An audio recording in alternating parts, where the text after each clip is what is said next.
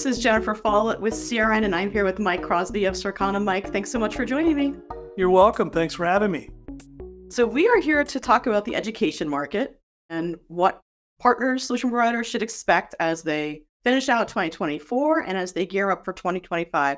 Give us the high-level overview of kind of what's on the horizon. As we know, we've continued to emerge from post-pandemic. And again, the benefit of that was there was pretty significant investment that was going on with regard to both technology, to people, to all types of resources, really tying it back to help stimulate kind of the economy, but also, again, getting a lot of this modernization going for education. And as we head now into 2024, we're kind of finding ourselves a little bit of a crossroads. Like, I think it's going to be a little bit of a mixed bag. And what I mean by that is you had a lot of push funding coming from the federal government through a number of programs. You also had pretty deep coffers where I think there was still opportunity for a lot of investment to go on in education. A lot of those things have now started to dry up. So the federal funding is just about completed. You're also seeing where a number of states actually made some tax cuts that ultimately is now cut down a little bit relative to state revenue. So as you see these things going on, you're seeing a little bit of a slowing now coming, and especially we're coming into that period where we're likely to see a pretty good chunk of refresh around devices that have aged, roughly running that 4-year life cycle. So it's a little bit of a mixed bag. I think there's demand there for core devices to be refreshed and other investments, but at the same time, I think you're seeing a slowing of budgets that they're going to have to get a little bit more creative in where and how they want to spend. And that those elements you discussed, the petering out of the funding, the budget, those are all things that impact both K through 12 and state universities? They do, yeah, then they do. And again, K-12, with universities, there's other means too. There are other supplements to the budget overall. But I think with K-12 specifically, one of the things they really prioritized, especially when this funding became available, was really around people. And it was hiring, incremental hiring, and wage increases. Because again, traditionally, teachers are not paid necessarily maybe at a level that many feel like they should be paid. So there was a lot of balancing up of what occurred there. But now that bar is set and now the budgets are starting to get depleted. Now you come to that position of now what do we do and how do we want to prioritize? A couple things too, I think, as we go into this, and I know we're going to talk more about it here on the session, but a lot of schools right now are really trying to, how do I prioritize the investment I've already made? Can I get additional legs and can I get additional life out of what I've already purchased? And or are there alternatives to maybe the way that we traditionally buy technology that might be a little bit more flexible and a little bit more scalable? Because in both K-12 and in higher ed, we're actually seeing enrollment on a kind of a modest decline. You still continue to see it. Birth rates are lower. You're seeing those numbers come down. And so there's a different dynamic that's kind of going on. And I think, like many things, right, the technology is certainly an advancement in the curriculum, but I think they're also trying to be creative in not only what we're purchasing, but also maybe how do we purchase. And these are some of the things that I think are really being pondered by a lot of these big school districts. You and I have had several conversations about the expected PC refresh that's expected to start later this year and really come into full force next year. How does that play out here in the education market? Yeah, it's big, I think, because a lot of the devices that were purchased, and again, if you look at K-12 as an example, the concentration is significantly higher on Chrome versus necessarily Windows and Mac. And what we're seeing is we're actually seeing these devices become even more concentrated in a little bit of the lower grades. So if you look at K through 8, you actually see that concentration going up from a Chrome standpoint, but you're seeing it decline as you move into the middle grades and the higher and into high school, where they're migrating to different technologies, different operating systems, where maybe there is more capability and the ability to manage some of the higher end software requirements that are now kind of embedded into the curriculum. So again, easier word to say it, I think you're seeing Chrome is still core, and there's still going to be a need for these devices that are going to be refreshed, but their concentration is going to be more in the lower grades, K-8. And again, you're going to continue to see likely a little bit of erosion in Chrome on the middle and higher grades as those expand more Windows and Mac. But as I'd said earlier, one of the real questions right now is, with budgets being kind of depleted a little bit, how do we find a comfortable middle? We have to buy new devices, clearly, but is there also a way that we can extend the life of some of these that are still relatively young or in reasonable shape? And or do we look at other ways? Do we look at things like refurb even as a consideration, especially at the lower grades? Do they look at things like, as we've talked about a couple of different times, services like device as a service? Are they looking at alternatives? So, as I'd said earlier, it's not even so much as much only what they're needing to buy and what the needs are, but more importantly, maybe how they buy. And are there different options that maybe haven't been explored that I think out of necessity now, they're likely to be explored maybe a little bit further. So some of the drivers that we expect to be behind this PC refresh on the business side, such as hardware requirements for Windows 11, as well as a push toward AI PCs, those things are less relevant, you think, in the education market where Chromebooks are a little more in vogue? Yeah, I think you're going to see, as we have said, right? If you look at, it's interesting on the AI topic. It's a topic I'm having conversations about multiple times per day. But if you look at it, if you look at from a B2B standpoint specifically, we've seen B2B adoption of AI PC. There's clear use cases and a need and a requirement in traditional business for AI versus the consumer. Look at that same way from an education perspective. You see more demand and likely increased need and requirement at higher ed, where you're still seeing K-12 that's likely to be a little bit slower adopting, mainly because the age, the sophistication, the requirements, other things like that. However, I do think you're going to see more AI become more influential through different tools. If you look at like LMS systems, learning management systems, where they're integrating grading, curriculum, assignments, calendaring, all of this stuff, grading, you're going to start to see AI not only affect the student, where it may be a little bit more personalized learning in that personalized curriculum where AI will be a factor, but think more system than physical hardware. But you're also likely to see a little bit more from the standpoint of teachers and educators, where how are they utilizing that to scale more efficiently, more effectively, grade management, tutoring. There's a whole host of things that are really kind of on the forefront. But to answer your first part of your question, I think from a pure device standpoint, I think you're going to see AI PCs in that traditional sense lean a little bit more towards higher ed, a little bit later adopting in the K-12 or K-8 range. And again, as we'd said in B2B, I think we're seeing business to business really starting to accelerate a little bit, where consumer is still likely to lag a little bit. So very similar parallel. Maybe this is a good point to actually get into some of the numbers. What are the forecasts that Circana is putting out there for expectations? So if you look at this year, and again, as we talked about before, if you look at the peak volumes that we saw were in 2020 and 2021. So if you look at it on an average, roughly about a 4-year life cycle of many of these devices, we're going to start to see, mainly in this year and back to school period, a little bit of resurgence, where we're going to see some of those early devices that were purchased begin to be refreshed. One caveat to that, and a positive too, if you think back of when some of those were purchased, there was a pretty significant gap in demand and supply, where there was much more demand than supply. And a lot of it, you had to buy what was available, not necessarily what you needed or wanted. So that's also going to help stimulate a little bit of demand. We think it's definitely going to be second half driven. And again, core timing around back to school. So this year, 2024, we're about 4.3 million units combined. If you look at Chrome, Windows, and Mac, it's up about 7% year over year. And then we're expecting a little bit of an acceleration in 2025, running a little bit north of 5, so about 5.1, 5.2 million. That's going to be up significantly. We're forecasting that to be up about 21%. And again, that's where you see that big wave, where that bubble of devices that was purchased during that period matures, and that's when you're likely to see quite a bit of refresh. And then in 2026, we'll start to see it normalize a little bit. Think more of 5.4, 5.5. Again, still up about 6% though. So really kind of going to be a bell curve, really is what we're anticipating.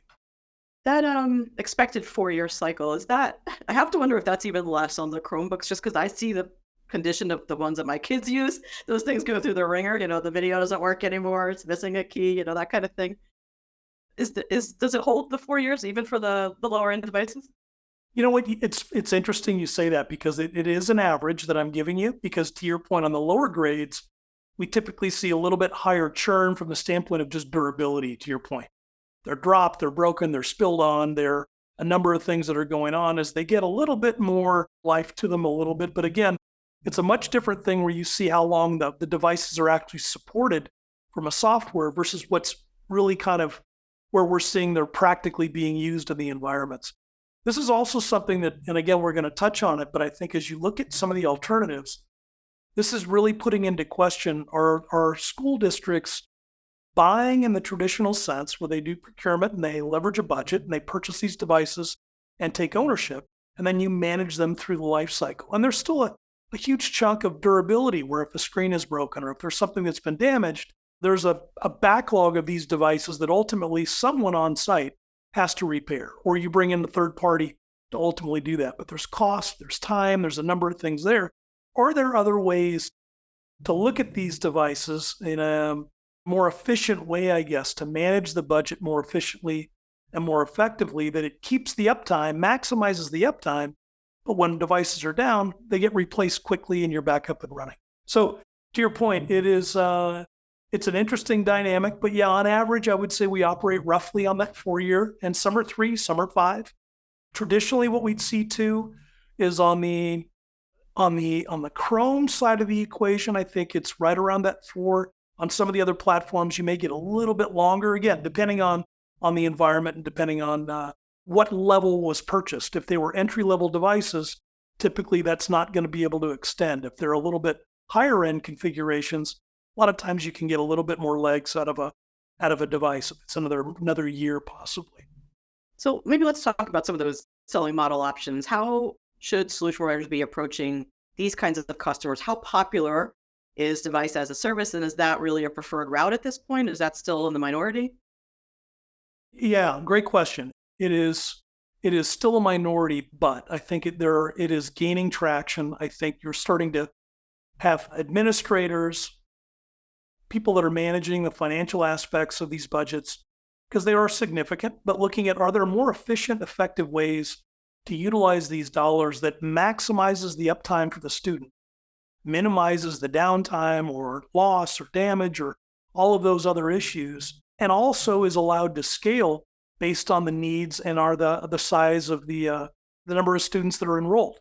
So if we're seeing declining enrollment, do you have ability in a model that could flex downward versus if it starts to accelerate, do you have the ability that could scale up? Those are the things that are still really good key drivers for device as a service. And I think the familiarity is getting better. But this is where I think that relationship between the OEM, between the channel partner, and between the school district, I think really can work very efficiently and very effectively at looking at what are some of those options. And I think we will see and hear about this more. Because when you look at, specifics of device as a service, right? The cost now becomes significantly more predictable. It's a fixed cost, much less than that larger investment up front where ultimately you see that pulled back a little bit. They certainly can scale, as we just talked about it, if the population expands or decreases. It's also pretty easy to manage. The other thing that we're starting to see and hear more of is larger corporations are starting to look at potentially providing device as a service sponsorships. So they would cover the cost of subscriptions or augment the cost of subscriptions as part of maybe a tax beneficial sponsorship. So you're looking at now integrating larger companies and larger organizations potentially in ways that you can defer some of the cost. But at the end of the day, the goal is to maximize the uptime, making sure everyone that is there and attending has access to the same levels of technology to really make sure you've got a real consistent ability to educate the kids. What about from the solution provider perspective? What are the pros and cons of going with a device as a service model versus a more traditional model? The best part always with a solution provider is certainly it's that local grade, local level of relationship. There's a trust there. They're really that trusted advisor for that. So it could be everything from not only helping identify what do we think are the best solutions ultimately for the environment that are in there. Are there other things that can be done, other value-added services, if it's configuration, if it's disposal, ultimately that can work with the OEM? There's a whole host of things I think that, again, in that triangle of the school district, definitely the solution provider, and then with the OEM. A lot of times too, the challenge with device as a service is I think there's a little bit of an implied risk that they're stuck with the same OEM, the same config, the same requirements. So that while that could be good from a consistency, if they're unhappy with the performance or whatever else, that can also be a challenge. But see, this is where I think the solution provider really becomes the advocate, really for the client, for the customer, for the school district. And I think they're part of the evaluation process and looking at a majority of the leading OEMs and making that right decision in concert with them to make sure it does the things that we're needing it to do in a way that we need them to be functioning. And I think that's where, again, we've heard it and it sounds cliche, but it's really not. It's the relationship and that value being that trusted advisor for the school district. They really know and understand their environment. They have personal relationships and investment that's been made, and I think it makes a huge difference. Then it's not a transaction; it's really a relationship that you're managing, and Channel's always been super good, always very good at that. What do you see from the business metrics? The recurring revenue of a managed service offering is, of course, enticing, but what about the profitability for the partner? How does that stack up? Yeah, I think that's the question, and I think that's where it is. Is it a one and done? So, in other words, if you're helping to identify that opportunity and manage all of that process through the transaction, and it's done, then ultimately is the partner still involved in some way, which they need to be. And I think this is where the intricacies of this model have to continue to be fleshed out, where there is something on a continuing, there's a longer tail for the partner. It can't be just a kind of a one and done. You did all the heavy lifting, identified the opportunity, managed through that process and closed it. And yes, you earned something on that. There is certainly a earn there, but at the same time, what's the ongoing? And there needs to be an ongoing. And I think that's where these two partners between the OEM and the solution provider are working through those details, I think, now. And as soon as we get, I think, the model that is repeatable and scalable and feel like that one is not advantaged or disadvantaged from the other, I think that's going to be the solution that really will start to take off. Because if you think about it from the standpoint of the spend that's going on for education and the obsolescence and the durability and all the things that we just talked about, intuitively, there's more efficient ways to use those dollars to accomplish your goal, what you're trying to do. And I think it's just thinking a little bit differently, a little bit more creatively around there are ways that we can do this, and leaning on what I like too is hearing, as I'd said, other major corporations that are looking to provide either a subsidy and or covering potentially, it'd be a tax benefit for the organization potentially, but also could alleviate a significant amount of those expenses. And then those monies can be ultimately used in other areas that I think are certainly going to be critical. There are a couple of emerging technology areas that are swirling around. We touched a little bit on one of them, AI already. There's augmented reality and virtual reality. How are those things starting to creep into the education market? It's interesting on the AI side. One, we touched on it, but I think to add, think about ways that you can personalize the education experience for a student.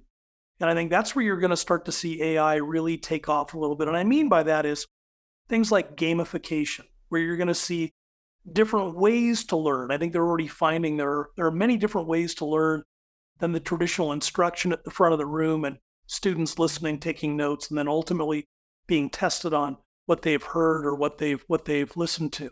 Now they're participating in more levels, which is again where you're seeing AR and VR. There's a whole different level of experience, and I think there's a whole different level of stickiness to the learning. I think it's staying with students where there's really an experience of this learning rather than just reading about it or taking notes and trying to repeat it back to what's ever required. So definitely there's there in a starting point. It's still cost challenged right now.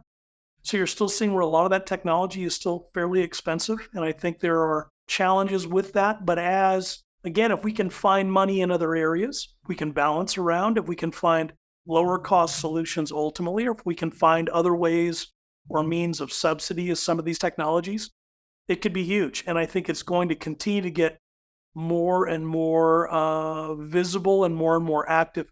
Ever since the pandemic, we really saw that to where technology really took on now that lead position and has even accelerated relative to augmenting curriculum and ways students learn and how can we learn remotely, on-premise, hybrid, all the different aspects of all of that. Technology really is now the leader in that and continues to accelerate. And I think the adoption has gotten much better. I think it's gotten less kind of reticence on the part of how much technology do we need. I think there's a lot more interest in how do we make this better. And the one point that I raised earlier that I think is also really, really interesting, my daughter's just finishing up with her master's, and they use a tool very specific, again, to that platform, to the learning management systems, like a Canvas as an example. Well, what's interesting is you look at it, it's a comprehensive way to see your classes, speak to the instructor, speak to other students within your class, track your homework, track your test scores.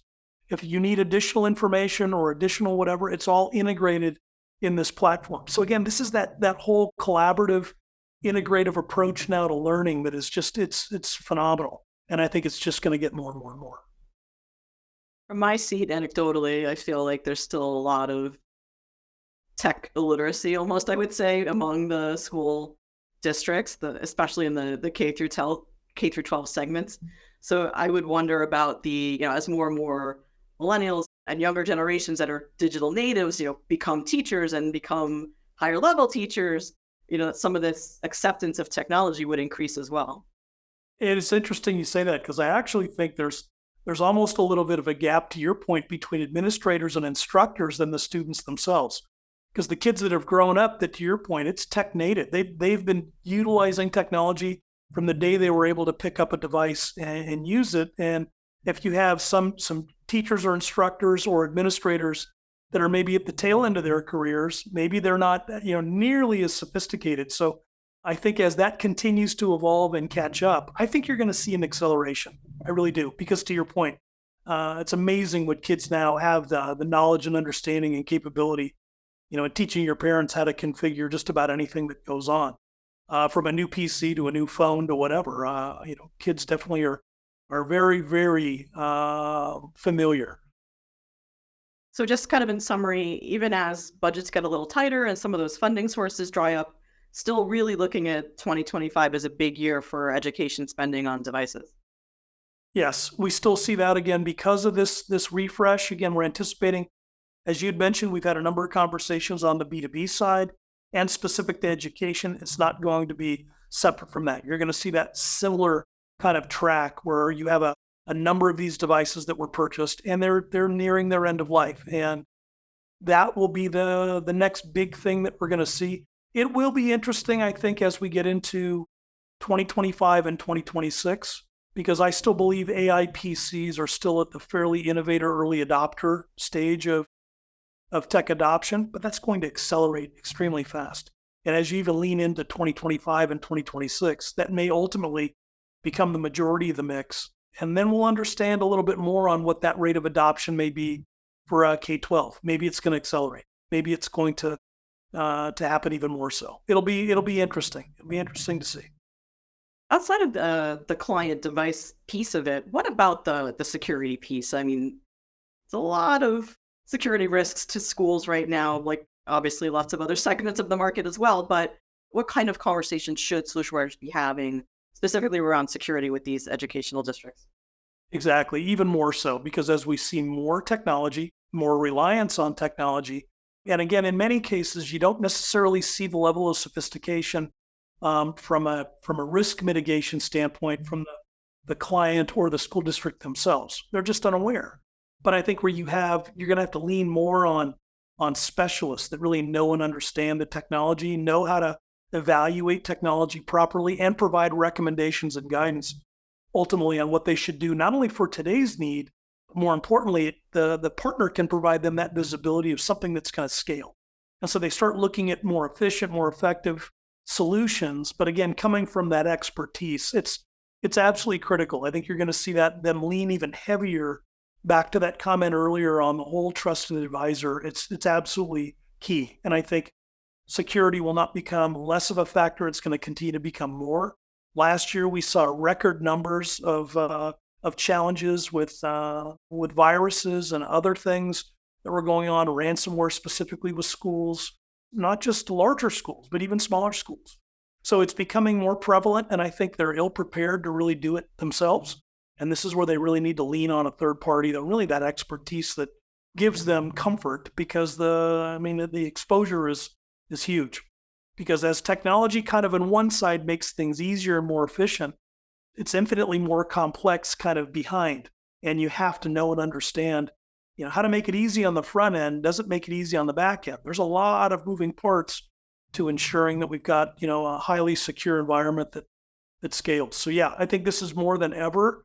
And this is where I think, again, that just the expertise and that relationship combined, it's a great recipe for a very successful business and a relationship with a school district. And what differences, if any, do you see in the conversations that solution providers should be having with the K through 12 customer versus a higher education customer? From a K-12 perspective, I think it's more around, as we touched on, the scalability, the flexibility, looking at these alternatives in ways that they can integrate themselves into this device life cycle, be it as a service or ultimately being it as an asset. I think what we're seeing on the higher ed side is aligning a little bit closer to what we are seeing more on the traditional B2B side, where you're seeing a need and a level of sophistication and collaboration, some of the latest technologies.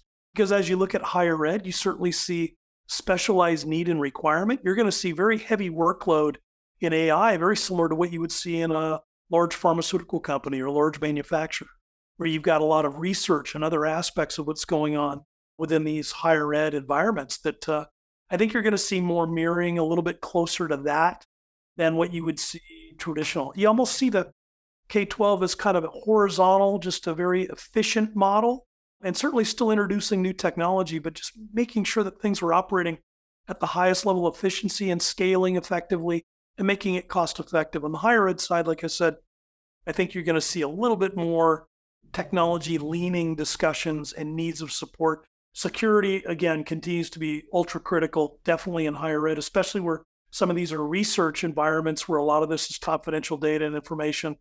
And I think there's risk. I think there's risk of people looking to do bad things and looking to find exposure and opportunity where there may find some. So those are some of the different changing needs, unique needs, but in some same case, I think you're going to see the need for the quality expertise and the need for that willingness to invest in a long-term relationship. Those are the common things across both K-12 and higher ed.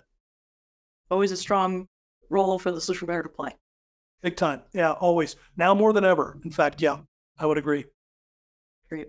Well, Mike, thanks so much for joining me and shedding a little light on what partners can expect from the education market. Really appreciate it. You bet. Always a pleasure. Thanks, Jen. Thank you.